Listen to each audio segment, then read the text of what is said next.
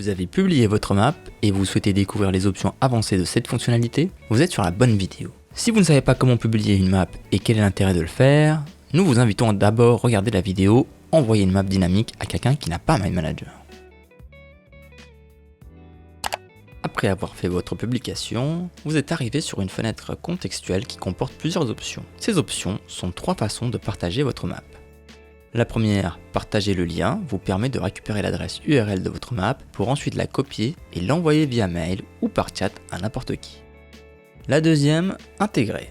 C'est une option pour ceux qui souhaitent intégrer cette map dynamique à l'intérieur d'un environnement web. Cette fonctionnalité est très utilisée dans le cas où vous souhaitez par exemple ajouter votre map dans un post-blog, dans un intranet ou dans des modules d'e-learning. Cela permettra ensuite à n'importe quel visiteur de cette page de naviguer dans la map librement tout en restant sur votre site. Attention, cela requiert tout de même de maîtriser l'ajout d'un code HTML dans un espace web. Si vous n'êtes pas au fait de cette manipulation, vous pouvez chercher sur internet comment intégrer un iframe et vous trouverez facilement toutes les informations nécessaires.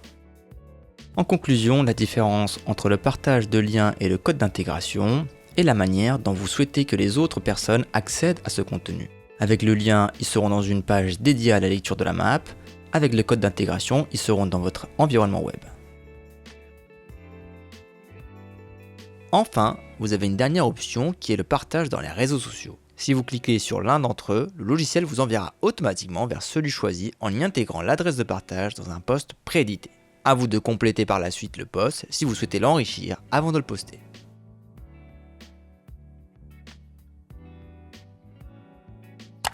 En effet, la publication comporte plusieurs options avancées qui sont très intéressantes pour améliorer la lecture ou la sécurité de votre map.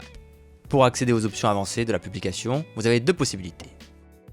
Première option, tout de suite en publiant votre map, dans la fenêtre contextuelle où se trouvent les liens de partage, vous trouverez un bouton Options avancées. Deuxième option, après publication, vous pouvez cliquer dans le nuage en haut à gauche de votre map et choisir l'option Afficher les liens de partage. Vous retomberez sur la fenêtre contextuelle avec les liens et à nouveau sera disponible le bouton Options avancées. Regardons ensemble les différentes possibilités qu'offrent ces options avancées. Avant de commencer, sachez que pour que les modifications de ces options soient appliquées, il faudra par la suite cliquer sur le bouton Enregistrer en bas à droite de cette fenêtre, qui malheureusement, selon la taille de votre écran, peut parfois être caché. Le mode public. C'est le mode de vue dans lequel les personnes vont tomber lorsqu'elles entrent dans le lien de publication. Pour rappel, dans MindManager, il est possible de travailler sur plusieurs modes de vue qui sont générés à partir d'éléments disposés sur les sujets, comme les icônes, des balises ou des dates. Par défaut, le mode de visualisation sera celui sur lequel vous étiez lors de la publication, mais vous pouvez forcer l'affichage de ce mode via cette option. Dans tous les cas, le basculement vers les autres modes restera disponible dans la publication pour les utilisateurs. Autoriser les téléchargements est une option cochée par défaut. Elle laisse la possibilité à une personne qui consulte la map de pouvoir télécharger la version originale de celle-ci ou le fichier HTML. Dans la visionneuse de votre map, vous avez un menu sous la partie basse avec un bouton Fichier dans lequel se trouve l'option Exporter. Si l'autorisation est cochée, alors il pourra accéder à cette option. Si vous souhaitez enlever cette possibilité, il suffit de décocher cette case. Par contre, il est impossible de désactiver que l'un des 2 types de téléchargement. Soit les 2 sont disponibles, soit aucun. Ensuite, l'option Ajuster automatiquement le contenu. Elle permet que lors de l'ouverture de la map dynamique, peu importe avec quel niveau de zoom vous avez fait votre publication, la map se verra ajustée par défaut à l'écran.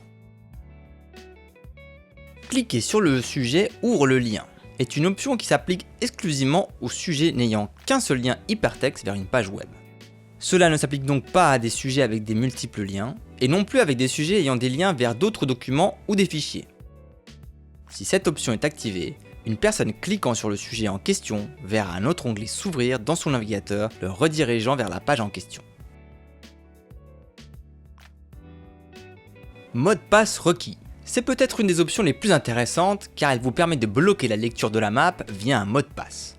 Si vous activez cette option et mis un mot de passe, lors de l'ouverture de la map dynamique, il sera demandé à l'utilisateur d'entrer le mot de passe. Cela ajoute une sécurité supplémentaire à votre map, empêchant ceux n'ayant que le lien de pouvoir la visualiser. L'option emplacement de stockage n'est pas une option pertinente pour notre utilisation. Nous n'allons pas toucher cette option et je vous conseille de ne pas la toucher. Et enfin l'option image de marque. L'image de marque vous permet d'ajouter votre logo et un lien vers votre site web. Ce logo apparaîtra lors du chargement de la map et aussi dans la barre en bas à gauche lors de sa lecture. Cette image de marque reste active pour toute nouvelle publication. Si vous souhaitez la modifier sur une nouvelle publication, vous devrez vous rendre sur les options avancées à la suite de la publication. Cette modification d'image de marque n'impactera pas les maps déjà publiées. N'oubliez pas qu'à tout moment vous pouvez annuler votre publication en cliquant sur le nuage et en choisissant l'option Annuler la publication. Attention, cela a pour conséquence de faire disparaître le lien de partage. Si vous republiez à nouveau la map, un nouveau lien sera généré différent du premier. Toutes les maps que vous publiez sont publiées dans votre compte MindManager, ce qui implique l'existence d'un historique de tout ce que vous avez publié. Vous pouvez accéder à cet historique via le nuage avec l'option Gérer les maps publiées, mais si vous êtes sur une map qui n'est pas publiée, vous pouvez aussi accéder via l'onglet Accueil, Publier, option Gérer les maps publiées.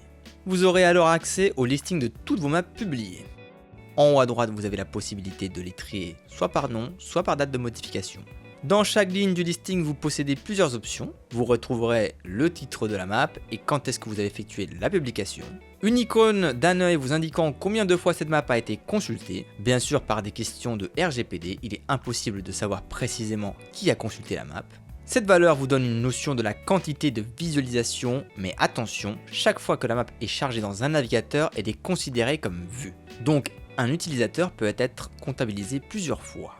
Le bouton affichage vous permet d'ouvrir la map dynamique dans votre navigateur web. L'icône étoile vous permet de mettre votre map en favori. Cela n'a que pour seul but de pouvoir afficher grâce au filtre en haut à droite les maps que vous avez mis en favori. L'icône de partage permet de visualiser à nouveau la fenêtre avec les liens de partage que nous avons vus au début de cette vidéo.